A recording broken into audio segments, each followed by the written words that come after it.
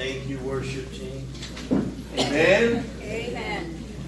I mean, I know we're excited. I know there's a lot of expectation in the atmosphere just because it's December 24th and so many, I know the children are expecting that big man in a red suit to pay a little visit this evening.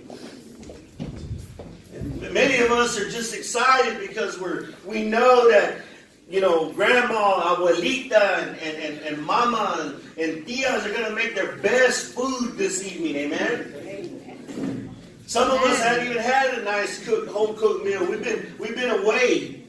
Perhaps we've been overseas. Perhaps we've been fulfilling our military duties or doing other things, and now we're home and we're going to eat that good stuff. Amen? Don't have to eat that mess hall food anymore. I know what that tastes like. I was there at one time. I don't miss it either. I surely don't miss the MREs either. Amen? I can't wait. We're about to unwrap the greatest gift. It's called a tamale.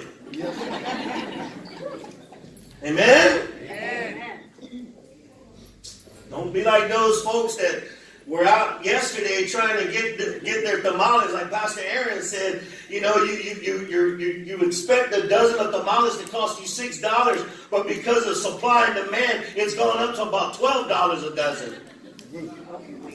That's why you got to order before Christmas. Tell your neighbor, tell them, order before Christmas. Can't wait the last day. Amen? This morning, before we begin to look at this morning's scripture, I want you to know, what is it that makes you so joyful beyond measure? What makes you happy? What makes you just get so riled up, so excited? Just think, especially during this time of year, families are getting together. Others have renewed wedding vows. We had that yesterday. People seem to be in a better spirit, right? Well, at least not those in the stores. There's this expectation. And you just tend to look at people, and most people seem to be joyous. They seem to be happy. They seem to have this expression. Yet there are others who are mad because they chose to do last-minute shopping. They chose to walk the Walmart aisles knowing that on December 24th, from December 21st to about December 24th, there's not going to be very many toys. Right? Dads, learn this. You cannot do your Christmas shopping December 21st to the 24th. There's no toys left. Your boys don't want the pink Power Ranger. They want the green and red one. I'm just throwing that out there. I mean, it's Christmas. Tell your neighbor, it's Christmas. It's Christmas. Amen?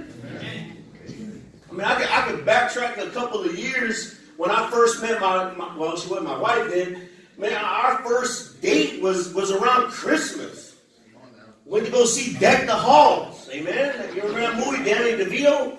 Yeah, I'm giving my age. It's all right. Yeah, that's when it was in the movie theaters. And then we went to go see the movie This Christmas. Man, takes me back. I was a lot skinnier too.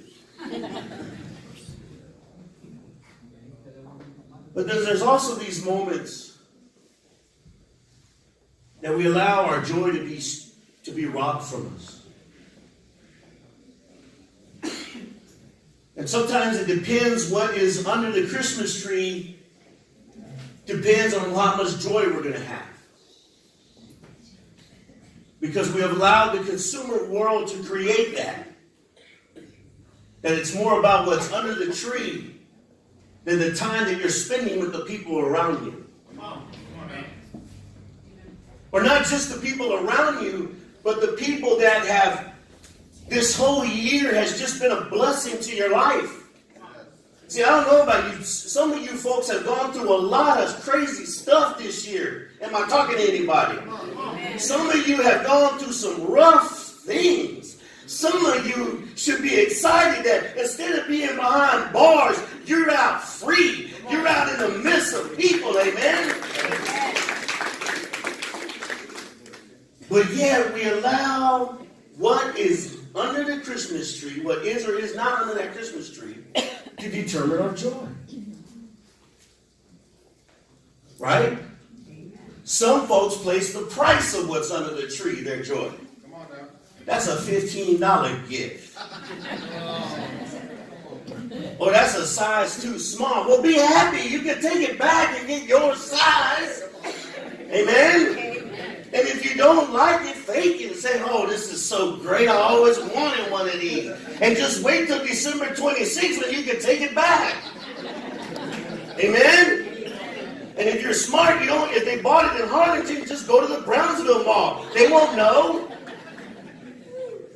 Amen? Pastor's trying to help you.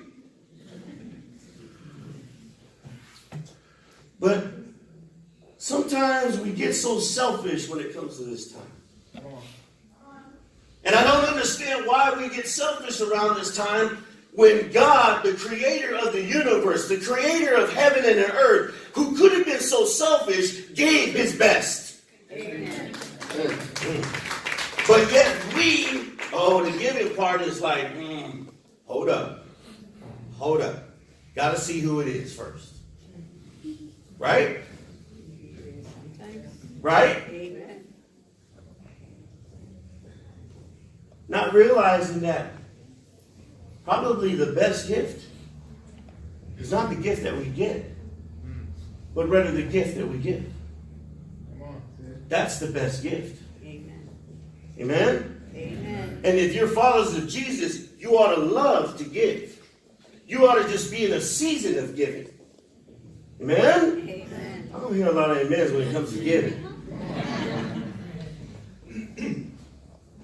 Rewind. Amen. But this is also a time when we remember those who have been terminally ill. Perhaps it's a time where they're no longer here. They're no longer present in our lives. And as difficult as it may be, but just think of it this way. Instead of being on this side of earth suffering with that sickness and disease, they're on that side of heaven in their glorified body. Amen. Amen? Amen?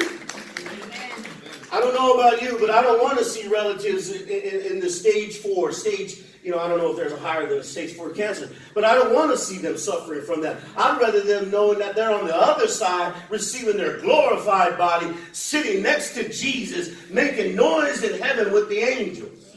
Amen. Amen? Amen. So just that night when I get ready to sit around with the family and I get ready to open Abuelita's tamales, even though she's no longer here, but we still have the recipe. And when I'm about to unfold it and unwrap it, I can still taste the tradition of love that had been poured out into that. Amen. Amen? Amen. Come on, folks. Amen.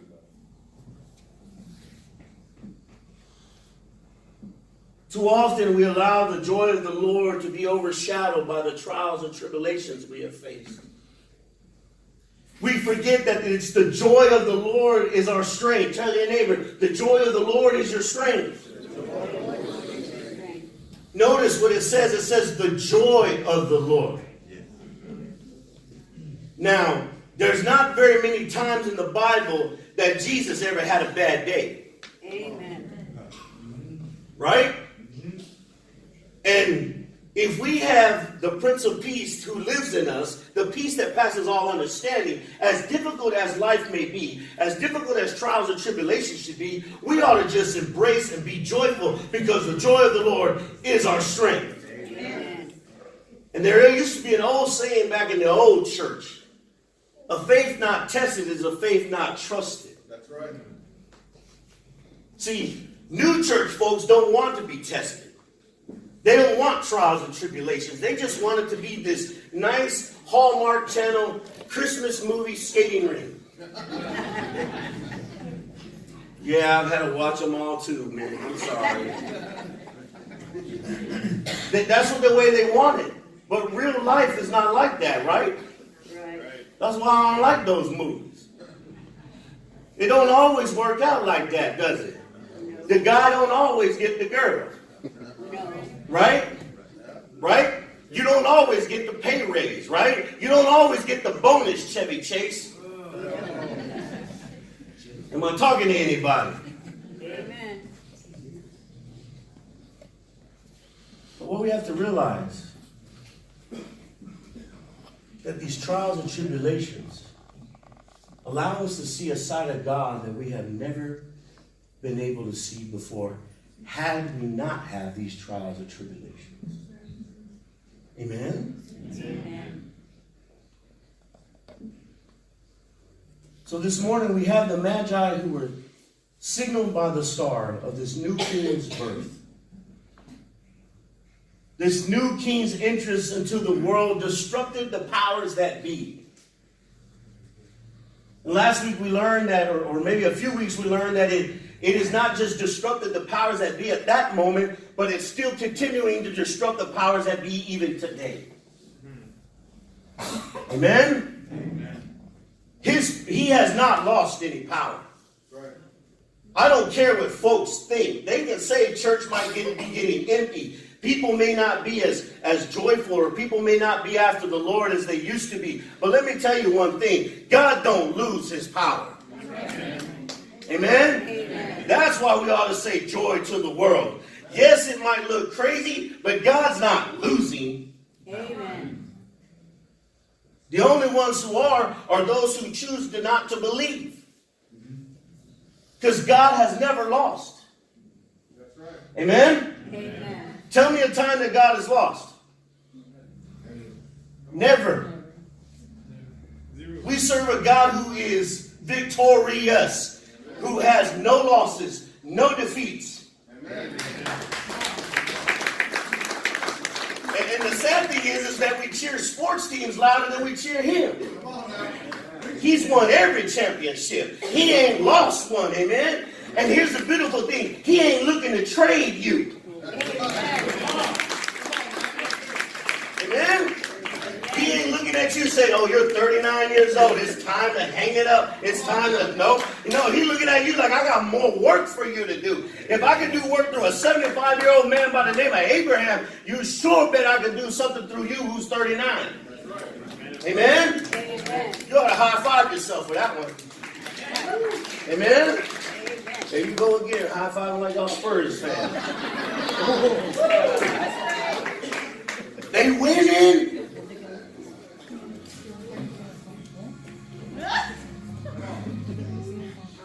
But here we have the Magi in pursuit of the presence of God. If you remember, the Magi had no recorded revelation of Christ the Lord. They had no recorded revelation of the Messiah, but yet they are in search of the King of Kings. And the folks who did have a recorded revelation weren't so quick to look for him.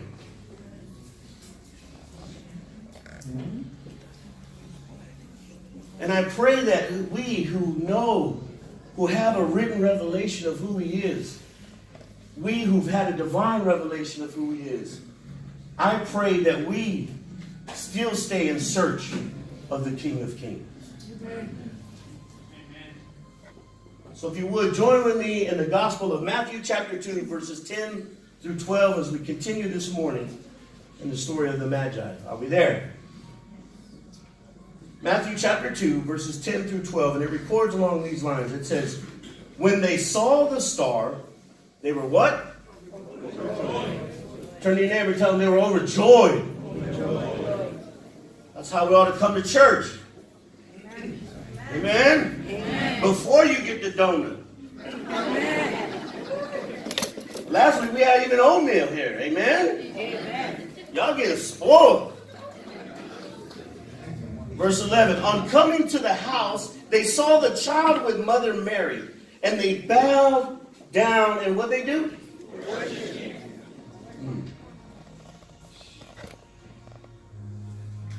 They opened their treasures. Listen to that part. They opened their treasures and presented him with gifts of gold, frankincense, and myrrh. And having been warned in a dream not to go back to Herod, they returned to their country by another route. But listen to the verse, how it says that they opened their treasures.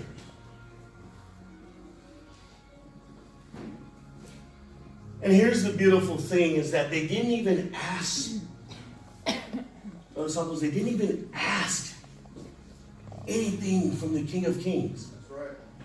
But rather they gave, rather they opened their treasures. Amen. And said, here, Lord. Here. So often what we do is we open our treasures in order to receive. Our treasures of our heart. But what scriptures are telling you this morning is that we who are in search of the King of Kings, we need to open ourselves in order to not just receive, but more importantly to give. And watch this. It's not that we just open little things. It's that we open the treasures. Remember, Jesus says this later on, that whatever is in your heart is what you treasure. Whatever you store in your heart, whatever you perhaps cannot give away, that is your greatest treasure. And sometimes our greatest treasure is ourselves. We refuse to give of ourselves. And if we can't give of ourselves to somebody whom we see, how can we give ourselves to someone whom we don't see? Amen. And yet here these magi, they opened their treasures and presented him with gifts. I wonder how many of us this evening or tomorrow morning are going to present him with a gift. Amen.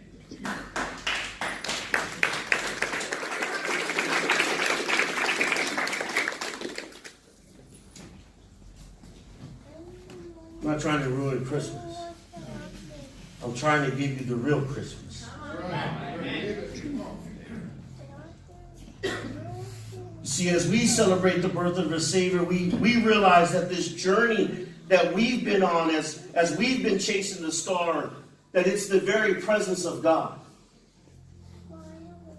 There's no better place to be than in the presence of God. The psalmist says, better is one day in his courts than 1,000 elsewhere. I've tried 1,000 elsewhere. They have never given me the satisfaction of being in the court of the Most High.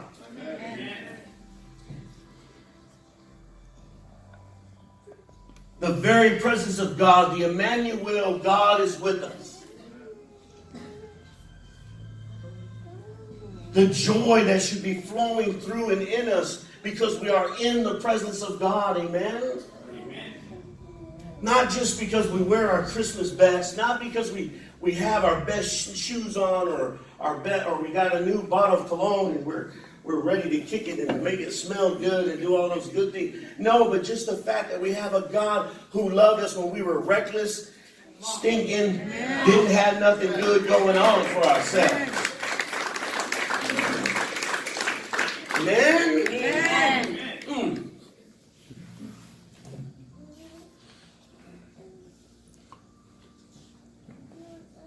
Joy brings us to you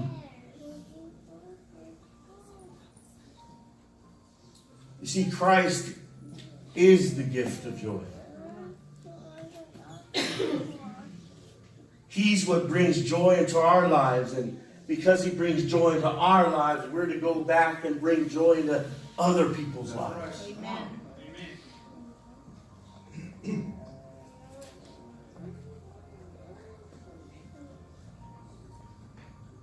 But the problem is too many times we act like we're people in a straitjacket. All grumpy the grouch. All grumpy the dwarf. All mad at the world. Right? Because they sold out of what little toy that we wanted, our kid wanted, or we get mad because the dress size is a little bit too small, or the husband didn't get the right brand of makeup. Instead, they got the other kind of makeup, you know. We get all upset. We get up all uptight. The hairdresser didn't bleach the right color. Came out orange, burnt orange, like Longhorn orange, instead of coming out bleach blonde. But what we ought to do is just rejoice. Because even when we look like a burnt orange Texas Longhorn fan, God still loves us. I don't know why. And He's so interested in bringing joy to our lives. Because, see, God knows that nothing else can. Amen. Let me ask you, has money ever brought you joy? No. Because we never make enough to even keep any of it. It either goes to CP&L, Ford Motor Company, Chevrolet, or somebody else, right? I don't know about you folks, but I'm tired of them getting my money. Goes to the city of Santa Rosa. That too. But that helps people get employed, amen?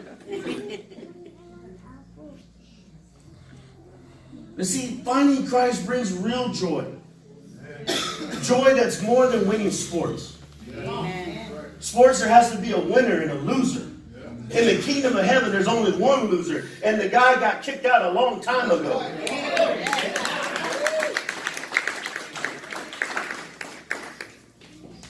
Finding Christ is more than enduring the first test drive in a brand new car. Amen? Amen. Or a Toyota Tacoma with some big tires. I'm still throwing out Christmas hints to my wife, so y'all help me.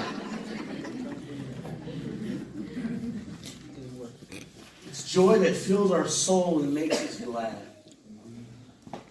Even when we don't feel like being happy. Did you understand that?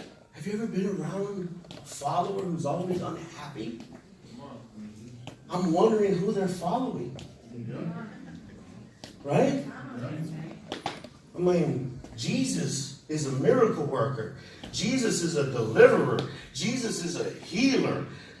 All that seems to profit us. So how could we be upset? How can we not be joyful when we're following somebody like that?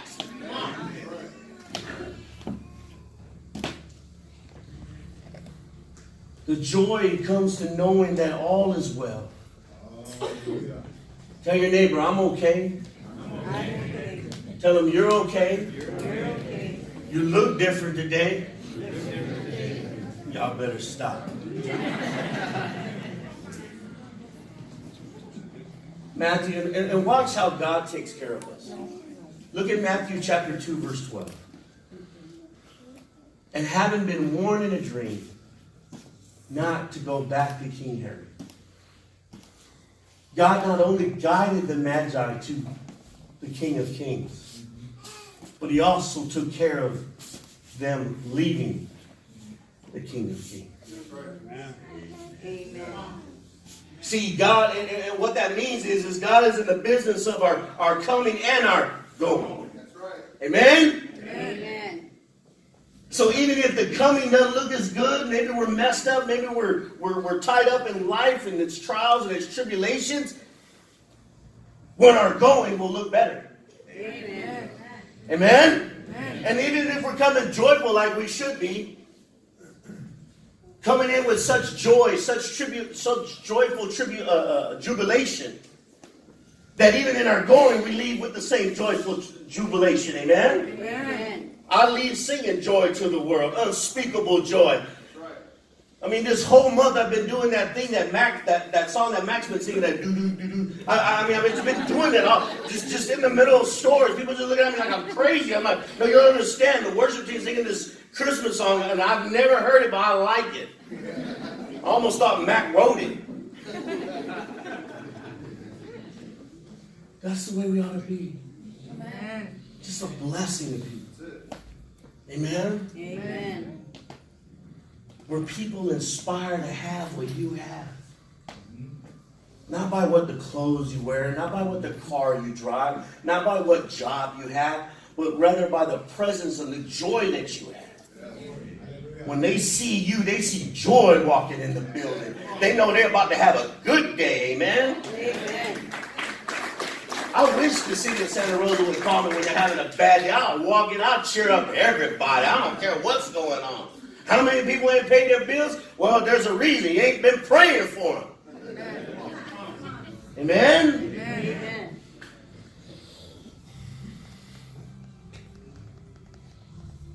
There was a king who pardoned 2 criminals. Both of these criminals deserved death. One of them, the criminals who was pardoned, was so excited, so joyful. He couldn't believe it. He went around and told everybody, I am the guiltiest person on earth, and man, I've been let go. Then there was the second criminal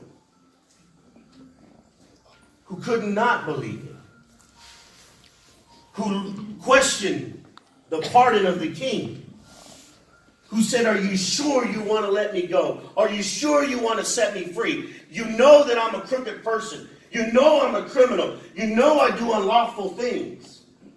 And even in his pardon, he could not enjoy it. Here's the good news, folks. The King of Kings has pardoned us. Amen. You have a choice whether you're going to be the first criminal or you're going to be the second criminal.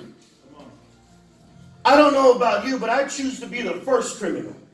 The one who enjoys that he's been pardoned. He's been set free. No longer has handcuffs. God ain't looking to destroy me, but rather to bless me, to give me joy, to say that I've been let go, I've been set free, our charges has been dismissed, nobody else can bring them up, I've let them go. Amen. Don't be the grumpy criminal that's so unhappy with the pardon that God has given us. Amen? Amen.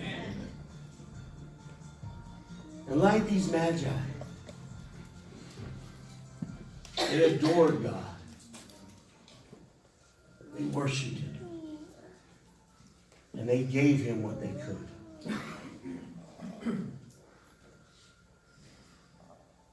We may not have frankincense and myrrh. We may not live in the biggest house. But the beautiful thing is God already knows that. God just wants you. He just wants you to come and acknowledge who He is, so that He can give you a joy and a peace that passes all understanding. Amen. Because He knows where you go, others can be brought to Him. Amen. Psalm 16, verse 11. It says this. And sometimes it's hard to be so joyful. Especially at a time when you know the person you love and you dear so much. God is calling them to go on. And sometimes we think so selfishly about what it's going to do for us, instead of thinking about what it's going to do for the kingdom of God. You see, sometimes we have to let people go, because God has called them. And it's in this verse, Psalm 16, verse 11, that truly brought me joy. Especially this Christmas season, when it says,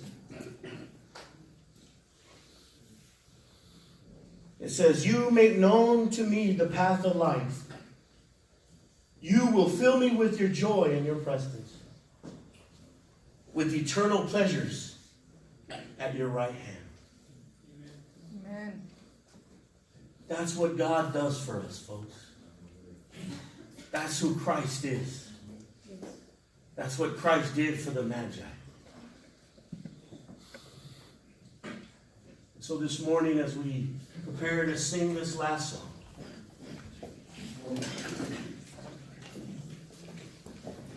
I don't know where you are at, church. Perhaps you haven't even seen the star because you're so busy with the trials and the tribulations and the things that are not happening.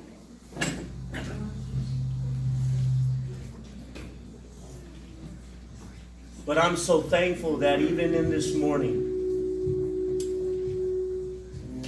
I could get up. After a beautiful service yesterday, I could get up to another one. And I'm expecting another one later this evening. But don't let the celebration of the Messiah and the joy that He wants to bring in our life just be at Christmas. Let it be something that we endure throughout the year.